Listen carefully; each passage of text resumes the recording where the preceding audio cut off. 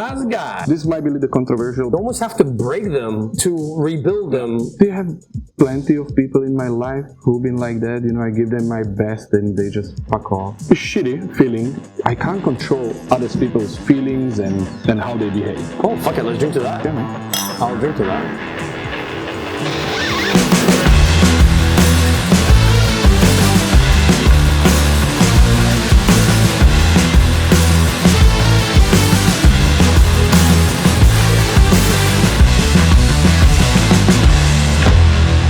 We are here with Adam Bursik. He is the bar manager of the Origin Bar at the Shangri-La Hotel in Singapore. You are Slovakian. On Tinder, you prefer to say to people that you're Estonian. When you still use Tinder, you're now a married, happy man. You're a European transplant into Asia. You are in charge of this property. One of the Asia's 50 best bars. Bada bing, bada boom, big king, nice guy. How would you describe yourself? I don't know how to describe myself, but the place where I belong the most, it is the Origin Bar. I do more than that for this property, where we have 11 outlets, including Origin Bar, so I take care of the beverage. But on top of it, I help also in our company, as a Shangri-La Hotel Group, with some of our projects. You're like bar manager plus. Plus, yeah. Plus.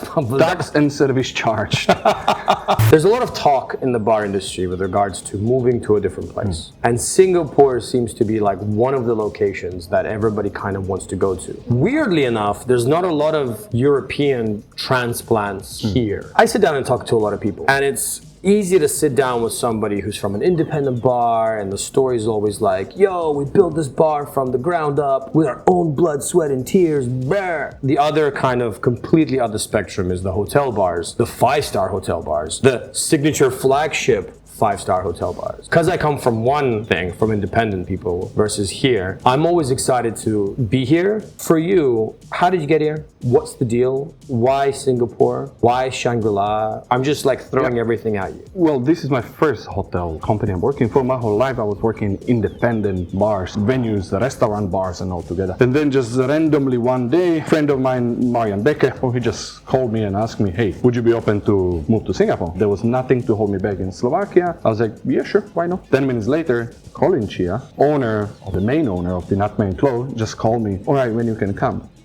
What do you mean? I mean, some interviews said, no, Marian say you okay to go. So that's all I need to know. I'm like, sure. I was like, yeah, I think maybe give me 2 months or 1.5, right? Because I need to finish my current job and so on and so on. And it's like, yeah, I need you in 3 weeks. Okay, give me a day at least and I give you an answer. Like, you know, so I went to the owners of where I used to work. It's my last job in Slovakia. You know, it was a little bit of drama, but then when I explained in Singapore, they were extremely supportive and I say, yeah, go ahead. Week later, I just went back to my hometown. I came there and spent a week with my family, packed my stuff, fly and landed to Singapore. I just dropped my stuff to the house which I rented, changed my clothes, entered Nutmeg Claw. Colin is there, said, oh, you Adam. Okay, cool. Do your thing. And that's how we started.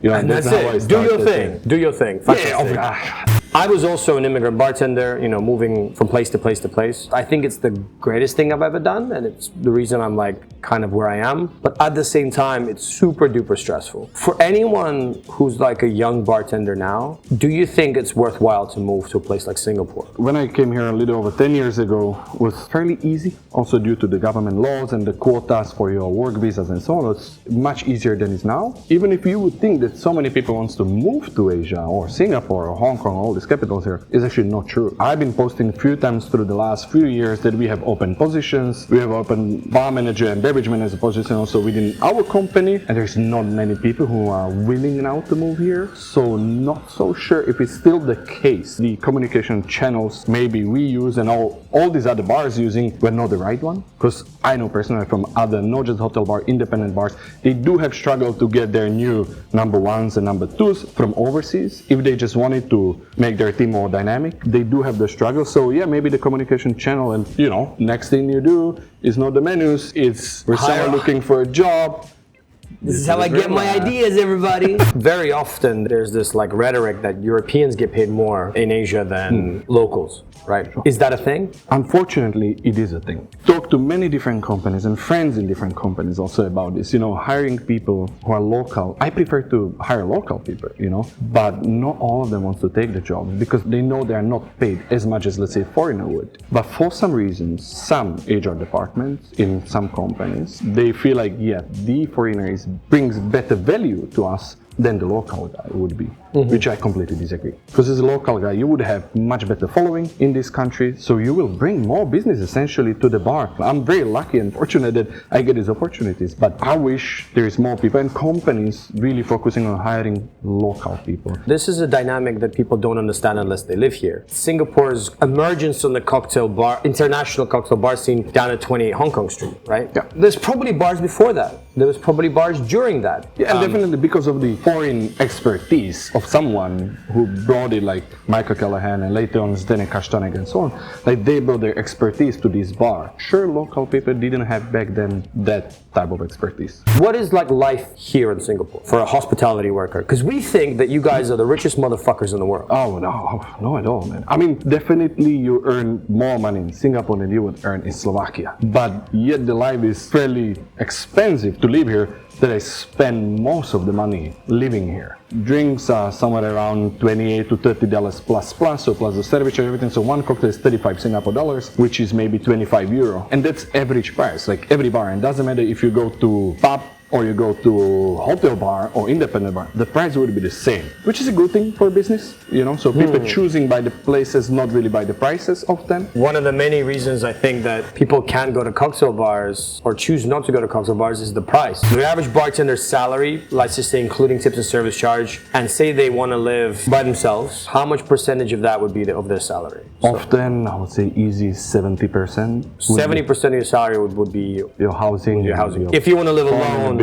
Yeah. Oh, right. So just genuine expenses. Yeah. If you look at the exchange rates, it might look amazing, but it's always the cost of living. Generally, bartenders, no matter where they are in the world, we're still in the lower income bracket. And I think that's where quality of life is so much more important. Singapore has some of the world's best bars. Singapore has a lot more opportunity to climb, to improve your career. How many bars are in Singapore that are in the 50 best bars? In 50 best Asia, I think in Singapore, 16 or 17. Which is a lot, right? It's a huge concentration of talent. I mean, and there's just those which get there, right? We do have here at least 50 incredible bars. Incredible. Like, all exciting. You enter, it's like, I never seen something like this. They just have not been that fortunate to be able to build up everything to get to 50 best. This bar is not young. It's slightly over 7 years. That's a long time for a bar. That's a long time to be in charge of a bar. It is. Right? I think you mentioned that you changed 5 GMs. That's correct. That's a lot of GMs to go through. How do you stay creative? How do you stay competitive? Creativity, I think, in my opinion, is rather hard work than, oh, I have idea, I'm gonna create it, right?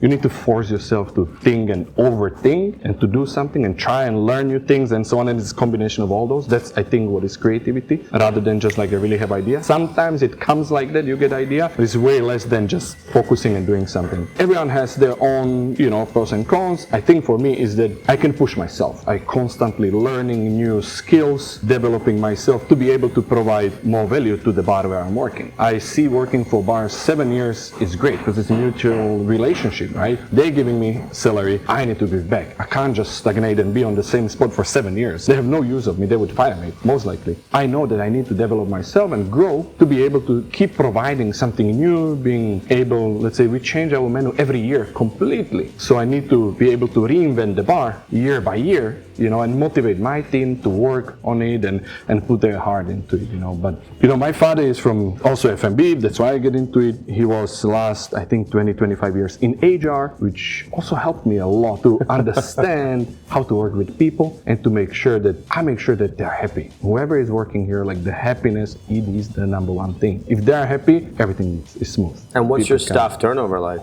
as a result? Essentially, in the 7 years, we changed stuff completely once. Where do you think is the happiness that you want to provide comes from? How do you do that? Because I don't know many teams that can claim that in 7 years they've only changed teams once. Well, I think first of all it starts with the company, right? I mean, because I do not pay them, it's the company who pays them, right? So they provide, so the company has to be a good employer, first of all. And working in a hotel, it comes with a lot of benefits. Your food, your uniform, the environment, and so on and so on. But then I think setting up culture in a bar, I want them to feel at home. I don't want them to be scared of saying they have issues. I want to make sure they are free to come to me and say, hey, tomorrow I can't come to work because whatever reasons. But I also want them to understand that sometimes I will ask them, I know tomorrow is a difficult day for you, but I really need you for work because of something. So we have a very open relationship, which I think they also appreciate. And it's almost like a partnership. It is 100% partnership. This might be a little controversial, but I see many bars who has foreign head bartender or bar manager, and the whole marketing is focused on that one person. The rest of the team is just somewhere in the background doing the hard work on daily shifts, preps, and so on. No one see them doing the thing. Here is the exact opposite. We try to make sure we build every single person in our team to be recognized because they deserve it, they work hard. So we really try to push our team to be out there. We try to share as much as we can with them. More than sharing, your general beverage knowledge, I try to focus on more life mentoring and how to approach certain things. Big picture is not me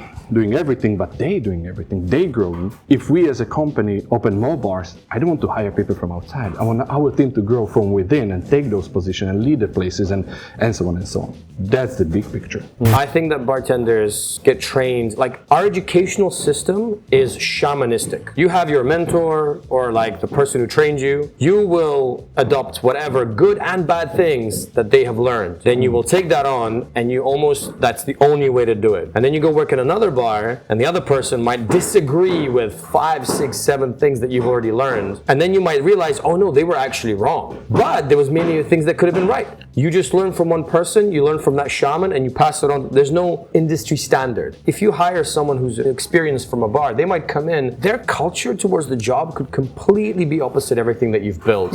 And they might do shit that is unacceptable in your environment. You almost have to break them to rebuild them in your own system. Most likely, I wouldn't hire that type of person for this bar. But how would you know? My interview with people is not about, hey, tell me all this knowledge you have, and then name me classic cocktails and whatnot. My interview is more 30 minutes to 1 hour, chatting with the person to understand where he's coming from, what are his standards behind the bar, and how he see himself grow, or what he wants to bring, what do you expect from me to give him. If someone comes and tells me, oh, I expect to learn from you all this about rum, just because I might drink rum a little more than anything else. Sure, I get it, but that's not what I'm gonna give you as a manager. I encourage the personalities. I mean, this is people's business, right? So I encourage in our bar personalities. That's why there is no standard toward how you need to behave in front of the guest. I want you to be comfortable with what you're doing, because that's what brings us also a lot of customers back, because they love that people have their own personality and it's not as structured in the sense. I get along with a lot of people, but in my time, there's people I've hired based on a feeling were a pain in the ass. I had feel like that. Yeah, I burned myself, not gonna lie, right? And some I hired great people. Few years later, biggest mistake, but anyway, I'm also just a human being, right? I also make mistakes. That was my mistake. It seems like in 5-star hotels, they're so almost like armies. Here's the goals, here's what we need to do.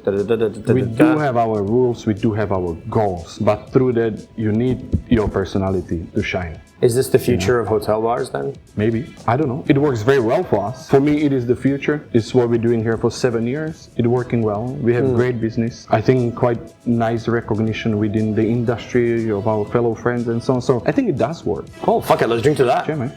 I'll drink to that.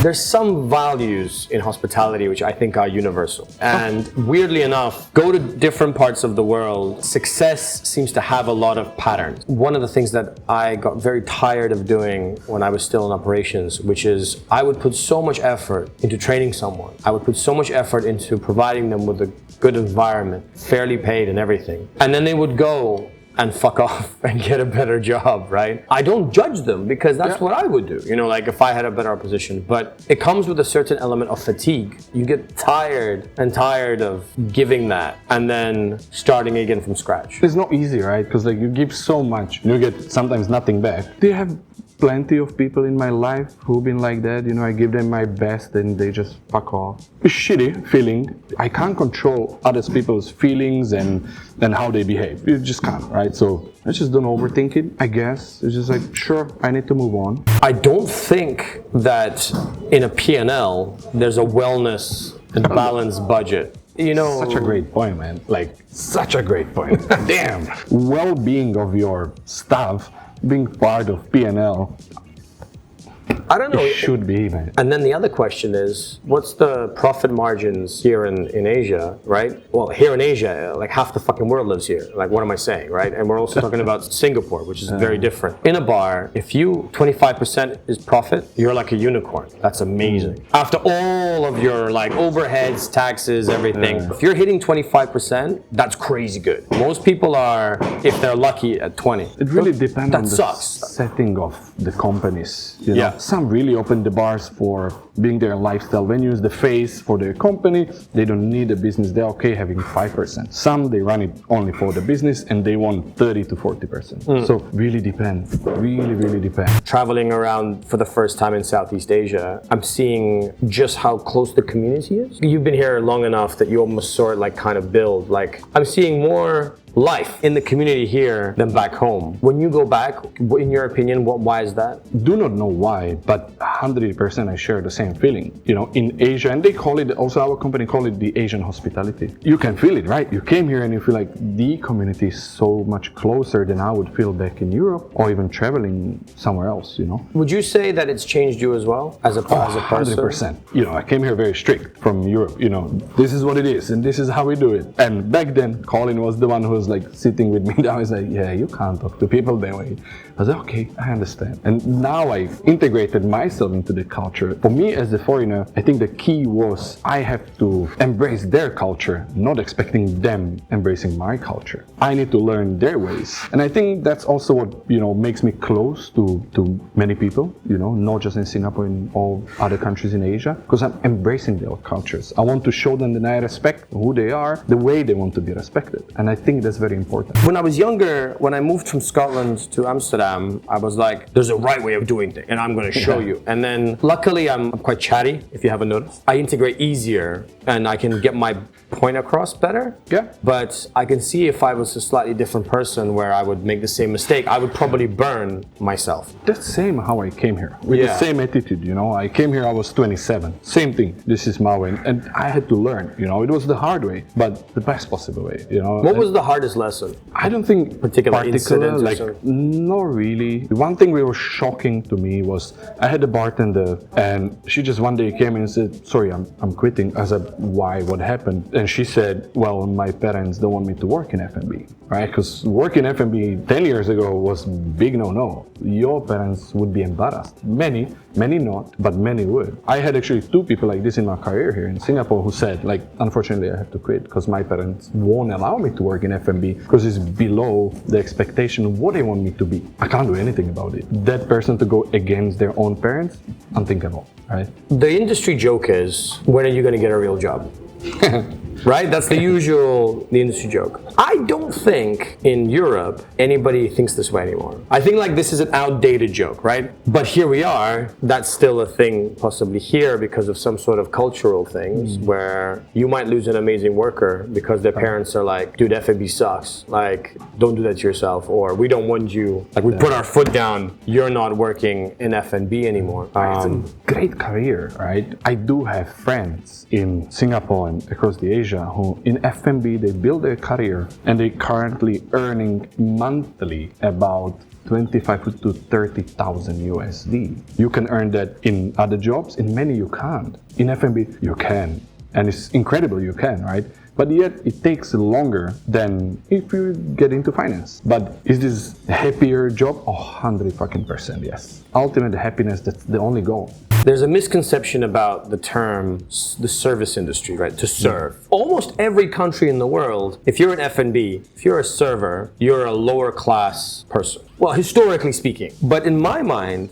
every time you cook a meal for your loved one, buy them flowers, or do a nice little thing for them, brings them joy, which in turn brings you joy. You're kind of part of the service industry. You're giving something for someone else, and that emotion is making you happy. Me choosing a career doing that, I don't see that in any way, shape, or form as being underneath. Trying to make someone's day a little bit better. That is a way better cause, a way better job to do than being a fucking investment banker betting on the collapse of the economy of a country or some shit. You know what I mean? The other side of it is specifically related to cocktail bars. It is the coolest job you could possibly have right now. Every other job you could possibly do usually involves going from A to fucking B to spend 7 hours with the same 10 people, where the most action you're gonna get is talking about yesterday's episode from the same Netflix show at the fucking water cooler. Specifically, cocktail bars right now are more exciting and have more opportunity than almost any other job you could possibly have. 100%. I feel like the only reason I kept doing random, risky, weird shit because of this weird pressure that I put on myself. And also from the industry, you have to either go the same level or trade up. Leave a bar nightclub I was managing to move to a cocktail bar because I had an opportunity to do cocktail competitions. Nice. Ended up doing cocktail competitions, all of them, some did well, nice. Ended up getting a job in Amsterdam in a bar that ended up going 50 best, awesome. Left that bar, burned out, fucking crisis. What am I gonna do? Got lucky, cocktails for you, travel around the world, blew all my money, but it was always like, I'm stepping up. Moved to Barcelona, ended up doing some stuff in Schmucks. It was always like, keep going higher. Speaking to you, you're completely the other way. You're like, I'm happy where I am. Yeah, we don't stop pushing. I don't have a question. I just want your thoughts. I think it starts with you having a good employer, right? If you don't run your business, your own business, the guy or the company you work for has to be the right company. This might not be possible for me with the other company, maybe. Maybe it will be even longer. I don't know. But so I'm grateful to the company. As you said, it's a trade. I give them, they give me, it's a partnership, full on. Definitely starts with the company or the brand you're working for. What's step 2? I have no clue, but I had a moment. I think it's very personal. I think it's very, very personal. Everyone wants to be, I want to do higher level, I want to be manager. You might not be good at it, and it's nothing wrong realizing it and just enjoy what you're doing now or find something else. You still can grow, might not be management, because somehow in a bar everyone thinks I have to be junior bartender, senior bartender, head bartender, bar manager. That's the goal. Not necessarily for everyone. Anyone I've met that is successful, that in terms of has a good job, is happy in their job, busy, seems to be earning well, big career opportunities. Every single one of these people seems to put a big emphasis on self-training and self-improvement. I haven't met a single bartender who's been picked by somebody and raised to be the perfect bartender. There's so much fucking shit out there that you can basically learn anything. And yet, more and more pressure is being put on bars to have supposed training programs.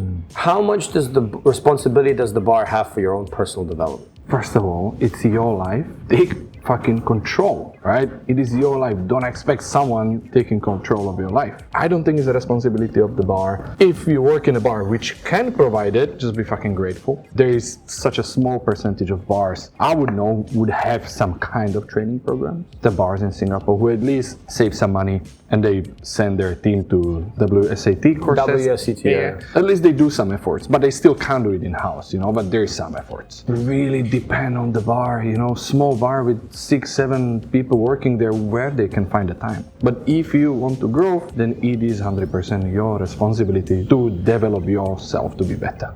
Different environments create different styles, right? Where would be the benefit of most European bartenders is that because the wages were so shit, you had to really love it to do it as a career. And usually it becomes very regimented, it becomes very you had to know your shit about everything. So then of course when a company came along and was like, yo, come to Singapore, come to Hong Kong, come to Australia, come to fucking New York, we're gonna double what you're making and you're gonna pay less taxes, you're gonna have a better quality of life because we need that kind of obsessive, die-hard level of love. At the same time though, I love being served by American bartenders. They're fun. Maybe it's because of the tip culture. They try and make jokes. They have fun time with you. Tip culture, not a big thing in Asia. No one expects tips. In many bars, if you give tip or not, no one cares. You're there, you have a great time, you leave, 0 tip. You just pay your drinks.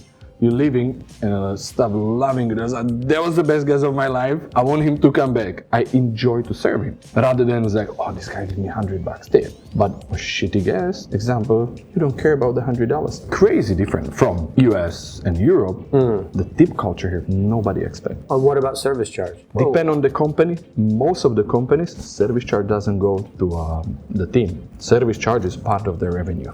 But service charge does exist. It does. That's what you see on every bill, every bar you go to. Is the price $25 plus the government GST, 10% service charge. Some bars give the money to staff. Some bar give some portion of it. Some bar gives none of it. What is the best thing about bartending? What is gonna be cliche, but people. That's why we're doing it, you know. It doesn't matter if those people guests or your colleagues, but being part of society, you know, on a daily basis and create these relationships is incredible. In the bars, everyone is chill. Everyone enjoy. The percentage of those guys who come here and not enjoying and just try to prove whatever point they want to prove is very little. People come to enjoy, and to be part of that is the best, right?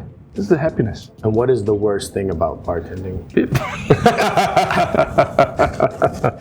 Everyone has here and there terrible guys, you know. I can't say the worst thing that people is not. You know, maybe I would say, yeah, maybe the long hours. But it seems like we all get used to it, you know? Isn't that more like Stockholm Syndrome? 100%. It's like I'm in a toxic relationship with bartending. But I like it. But I like it. Oh, very nice. It's my kink. Yeah. Bartending is my kink. That's a hat. And mixology is easy. Yeah. That's it. Thanks, bro. Thanks, bro. Take it easy.